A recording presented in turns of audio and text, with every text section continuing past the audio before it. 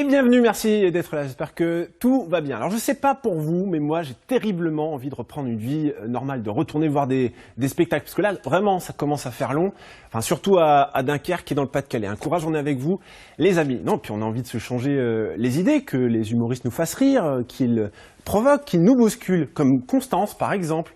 Et oui, elle nous fait l'honneur d'être avec nous ce soir dans l'émission. Constance, humoriste picarde privée de scène, que l'on retrouve sur France Inter et sur France 2. Et c'est déjà ça, Constance, qui ne mâche pas ses mots, vous le verrez. Et c'est justement notre thème ce soir, humour, plus c'est cash, plus c'est drôle. Où est la limite aussi? Une question sur laquelle s'est penché Thibaut Risman. Alors Thibaut, justement, est-ce que le franc-parler, ça paye? Salut Simon, pour répondre à cette question délicate, il faut encore une fois opposer le cœur et la morale. On a tous en nous une tendance à rigoler facilement d'une bonne grosse blague débile et même parfois un peu vulgaire. On va rire au fond de nous, mais on ne va pas forcément l'assumer de manière évidente. Pourtant, cette lourdeur peut être un moyen de faire passer un message et même carrément de devenir un concept. Par exemple, Laura Lone, cette humoriste belge qui dégaine sur France 2 en direct ça. Je sucerais bien la queue de Polanski, mais dommage, je suis trop vieille pour lui. Il fallait franchement oser. Beaucoup ont été choqués et beaucoup se sont franchement marrés. La vidéo d'ailleurs cartonne encore sur Internet. Dans son cas, ce qui peut faire rire, c'est le décalage entre la petite fille modèle qu'elle incarne et l'amusante dureté de ses propos. Clairement, si un homme avait dit ça, il y a fort à parier qu'on le rangerait dans la catégorie des vulgaires. C'est un peu ce qui colle à la peau de Jean-Marie Bigard. Lui, il en a fait une véritable carte de visite. Et dans ses sketchs, si les mots et ne sont pas alors prononcés, eh ben c'est un sketch qui n'est plus drôle. Si d'ailleurs on a mis des bips sur ni et ben c'est que notre morale nous indique une certaine ligne de conduite à suivre, celle de la politesse et d'une volonté de ne pas choquer. Si aujourd'hui on est nombreux à dire par exemple que Coluche de nos jours serait considéré comme raciste, eh bien c'est la preuve que notre morale n'est plus forcément prête à tout entendre, même si c'est notre cœur qui le réclame. Merci Thibaut, je ne sais pas si les bips servaient à quelque chose. Mais bon.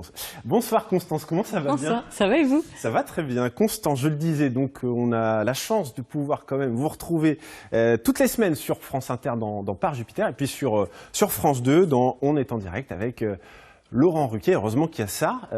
C'est un exercice qui vous plaît, ça, justement, au-delà de la scène? Oui, c'est sûr que c'est un exercice qui est intéressant parce qu'il faut écrire toutes les semaines, il faut se renouveler et puis du coup ça fait une vie sociale aussi d'aller voir un peu les copains, d'aller travailler. Ouais. Mais c'est après ce que je préfère moi c'est la scène et j'aime bien quand la télé ou la radio sont au service de la scène et que ça fait venir les gens dans les salles de théâtre. Mais pour l'instant c'est comme ça, je vais pas me plaindre parce que par rapport à d'autres copains j'ai ce travail-là qui me permet de patienter que ça reprenne, que la vie reprenne. Ouais. Et vous êtes exposé, donc ça, effectivement, ça devrait vous servir en tout cas pour la scène. Et donc quand vous êtes sur scène, vous êtes dans Pot pourri, et ça c'est votre spectacle. Allez, pour le plaisir, on va voir justement un petit florilège de vos personnages. Quand j'enfile un costume, je peux devenir tous les gens. Pourquoi pleures-tu comme un bébé, mon lapin? Ma maman, elle est comptable et mon papa, il est alcoolique. Et moi, plus tard, j'aimerais bien être alcoolique parce que comptable, ça a l'air vraiment trop chiant. Ouais, oui, tu veux voir ton père de quel bois il chauffe? Tu vois quoi? Il est là! Le plan Al-Qaïda, le 11 septembre, la récession, les ours polaires, les présidents noirs, à un moment donné, ça va péter.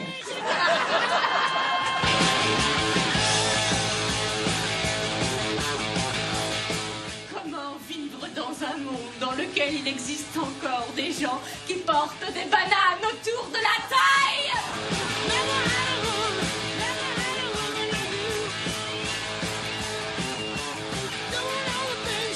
Arrête de regarder ma culotte! Non, moi si je monte sur scène, c'est avant tout pour faire rêver les gens. Il y a un monde qui fait rêver. Au contraire, aux personnages, faut pas franchement rêver, mais c'est ça qui est drôle. C'est une histoire de goût, hein. Il faut rêver certaines personnes. Hein. Peut-être. Faut pas juger comme ça. C'est bizarre de revoir la bande-annonce comme ça me fait un petit truc un peu triste. C'est ça, ça fait plus d'un an, ouais. Ouais, c'est rude hein, de se dire qu'on n'est pas monté sur scène depuis plus d'1 an. La vie est devenue quand même très très chiante. Hein. Ah ouais. Ça, c'est pas bon pour la créativité, pour l'inspiration. Bah, c'est-à-dire que comme moi j'ai la deadline de devoir écrire pour la radio et pour la télé toutes les semaines, Ça vous oblige, du coup je suis obligée, je suis créative parce que faut être dans la merde pour être créative. Mais c'est vrai que je suis pas en train d'écrire un nouveau spectacle ou et puis j'ai l'impression qu'on se nourrit de choses qui sont toujours un petit peu les mêmes parce qu'on est tous un peu en boucle. En ce moment, ça va être extraordinaire quand la vie va reprendre, quoi. Ouais, vous êtes un peu comme des lions en cage, finalement. Ça va être un carnage, quoi. Je pense vraiment que quand je vais remonter sur scène, il y aura des morceaux partout, ça va exploser. Donc, alors, si on parle de votre humour, hein, l'humour cash, l'humour noir, mais avec plein de subtilité, ça vous plaît. C'est vraiment votre sujet. Bah, j'essaye toujours que ce soit au service de quelque chose d'utile, ouais. Après, c'est une question de point de vue aussi. Les gens qui aiment pas du tout l'humour trash, ils trouvent ça vulgaire, scandaleux. Enfin, ça les fait pas rire du tout. Et puis d'autres, limite, ils disent pourrait y aller plus. Enfin, il y a un petit peu pour tous les goûts. Il y a un peu deux écritures différentes dans ce que je fais. Il y a de l'humour noir et il y a des choses aussi un petit peu plus coquines. Je parle un petit peu plus de cul. Et du coup, je mélange les deux.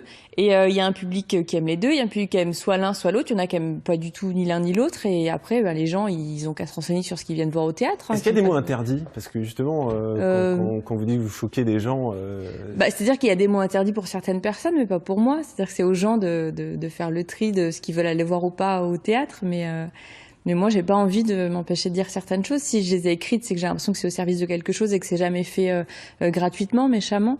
Et à l'inverse, est-ce que vous avez le sentiment que de plus en plus, ce public recherche justement cet humour-là, j'ai pas l'impression qu'il y ait de plus en plus ça. C'est-à-dire, il y a toujours un public pour ça, et puis il y a toujours un public pour se choquer. C'est juste qu'avec les réseaux sociaux, du coup, tous les avis sont exacerbés. On a l'impression qu'il y a plus de gens en colère, plus de gens agressifs. Mais en fait, ils étaient déjà là, ces gens. C'est juste qu'ils ont un moyen de s'exprimer. Mais il y a aussi tous ceux qui disent rien, et puis qui vont voir des spectacles qui leur correspondent, et puis qui font chier personne. Sur les réseaux sociaux, quand on voit les commentaires, aussi, certaines personnes se demandent si vous êtes comme ça aussi dans la vraie vie. On a bien compris que vous interprétez des personnages. Dans la vraie vie, vous êtes comment? Moi, je suis pareil, un peu. Enfin, heureusement, je sais pas. Je trouve que c'est important de dire les choses, parce qu'après, on est mal dans sa peau. Enfin, il vaut mieux dire les choses franchement. C'est plus sain d'appeler un chat et de dire les choses. Après, je gueule moins dans la vie parce que sinon, vraiment, personne ne voudrait me fréquenter. Ouais, c'est sûr.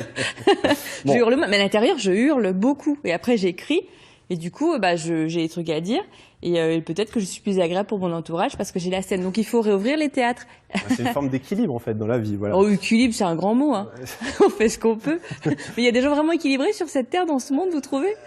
Je veux dire, on a inventé le cache-anus pour chien. Enfin, c'est pas... Bon, on va voir ce qu'en pense justement un producteur de spectacle, un producteur lillois, Antoine Remilleux. 20h40 production. Il est avec nous en visio ce soir. Bonsoir, Antoine. Comment allez-vous? Bonsoir. Eh ben, on aimerait bien revoir des artistes sur des scènes de théâtre. Bah oui. Alors, vous produisez énormément d'artistes, justement, qui attendent. Hein. On peut citer Stéphane Guillon, Laurent Baffy, Pablo Mira, Sophia Aram, entre autres. Des artistes qui ont aussi des choses à dire, qui le disent très franchement. C'est propre à l'humour, justement, d'aller parfois un peu loin, surtout d'être cash sur scène. Ouais, je crois surtout que les artistes humoristes, ceux qui font le mieux, c'est voir les choses différemment par rapport à nous. Une scène que nous, on voit, un artiste humoriste va la voir différemment et va aller plus loin. Et le but, je crois pas que le but, c'est de choquer. Le but, c'est essentiellement de faire rire, déjà, à la base. Hein. C'est pas forcément de choquer. Elle est où la limite entre le cash et le trash? Le cash, c'est de dire les choses franchement et de révéler. Après, le trash pour le trash, je ne pense pas que quelqu'un cherche à faire du trash pour du trash. Je crois que ça n'a pas beaucoup d'intérêt. Mais d'être cash, oui. C'est dire, montrer ce que nous, on ne veut pas voir ou pas dire. Est-ce que le stand-up, qui est un genre... alors pas si nouveau que ça, mais qui émerge beaucoup depuis quelques années. Est-ce que le stand-up, justement, a favorisé ça, ce côté cash? Je pense que ça a amené peut-être certainement une fraîcheur de langage, oui, parce que c'est plus la vie courante et de réagir et avec des univers très différents, donc ça a certainement amené à plus de KH, mais en même temps, ça a toujours existé. Hein. Des proches, je l'ai fait avant. Oui, c'est vrai. Vous, Constance, vous, c'est pas du stand-up, justement. Vous interprétez des personnages. Finalement, c'est peut-être plus facile, justement, d'aller un peu loin dans... Mais alors ? Pourquoi c'est plus facile? Non, je sais pas, en interprétant des personnages qu'en étant soi-même sur scène, voilà, non? Non, parce que moi je suis comédienne à la base, donc ça me permet de jouer, puis c'est ce que je sais faire. Après le stand-up, j'ai pas l'impression moi de faire le même métier parce que c'est autre chose, c'est plus dans la vanne, c'est plus parler de sa vie, voilà, c'est plus parler du quotidien. Moi j'aime mieux avoir un regard un petit peu naturaliste sur la société et du coup incarner les personnages pour dire les choses. Mais c'est juste le prisme qui change, mais au final c'est juste qu'en fait on va tous mourir, on est angoissés, puis on essaie de rigoler avant. Hein. Le stand-up, ça vous intéresse pas du tout? Pas du tout, non. Non. Bah déjà, j'ai pas une vie assez intéressante, et puis en plus, je sais pas faire ça. C'est encore autre chose, quoi. Bon, Antoine, un mot de la situation actuelle, hein, de la période de la crise. Comment ça se passe de votre côté? Est-ce que vous avez un peu de visibilité? Bah là, on fête un triste anniversaire d'un an d'arrêt, de la visibilité, pas franchement. Pour être très clair, on sent tous qu'on va aller vers une amélioration, mais très difficile de donner une date. On n'a pas de date. Et il faudrait qu'on commence à rouvrir le plus vite possible les théâtres, parce que la culture est essentielle. Vous en discutez avec vos artistes? Mais évidemment, tout le monde a envie, les artistes d'humour ont tous envie d'être sur scène. C'est là que vit un artiste et que l'humour vit sur scène, essentiellement sur scène. Merci et beaucoup. Je pense, à Constance, elle a certainement envie de retourner sur scène, je pense. Ouais, merci beaucoup en tout cas, Antoine. Et puis donc on souhaite revoir très vite vos artistes sur scène. Dans cette émission, Constance, nous portons aussi un autre regard sur l'actualité. Nous allons revenir sur une image qui a fait beaucoup réagir. La prestation de la comédienne nordiste Corinne Maziero à la cérémonie des Césars, il y a quelques jours, pour défendre les intermittents du spectacle dans cette crise. D'autres regards signés ce soir, Yann Fossurier. Elle est arrivée sur scène en costume de peau d'âne, héroïne trash et ensanglantée d'un mauvais conte de fées.